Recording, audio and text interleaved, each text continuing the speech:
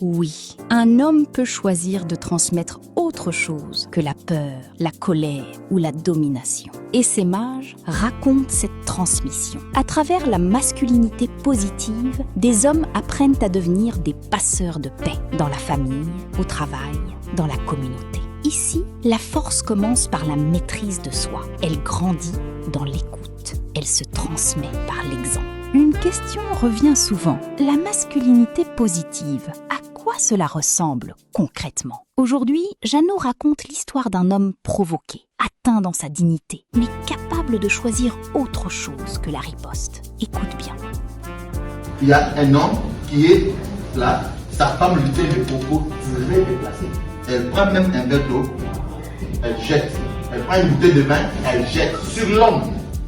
L'homme est calme. Pendant que l'homme est calme, l'homme se rappelle ce que ses parents lui avaient dit. D'abord son père, j'ai la vidéo. Son père lui avait dit, fiston, le jour que tu lèveras ta main sur ta femme, tu auras perdu tout ce qui était à toi. Après là, le gars également rapporte la vidéo de sa mère qui lui dit, fiston, le jour que tu battras ta femme, ne pense plus à moi comme ta mère. C'est un Africain. Un Africain. L'homme se rappelle tout ça pendant que sa femme est en train de tourner sur lui. L'homme dit, je sors prendre de l'air, quand tu seras calme, je reviendrai pour que l'on continue. Vous voyez un exemple banal des formes de la masculinité positive. Toi, à sa place, tu sauterais sur la femme et peut-être que tu la tuerais.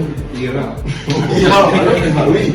Si tu veux aller plus loin, tu peux prolonger cette réflexion avec le livre de Carlin Vessé-Pinzi, L'homme que j'ai choisi d'être. Un récit pour comprendre le chemin, les blessures, les choix et les engagements qui nourrissent cette masculinité positive en action. Essaimage présente des témoignages. Le livre leur donne de la profondeur.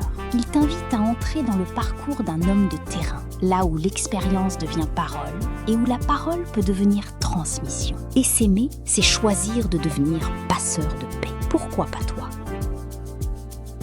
Chaque témoignage ouvre un chemin. Chaque parole transmise peut devenir une paix partagée. Merci d'avoir suivi Essaimage. À très bientôt pour de nouveaux témoignages, de nouvelles voix et de nouveaux passeurs de paix.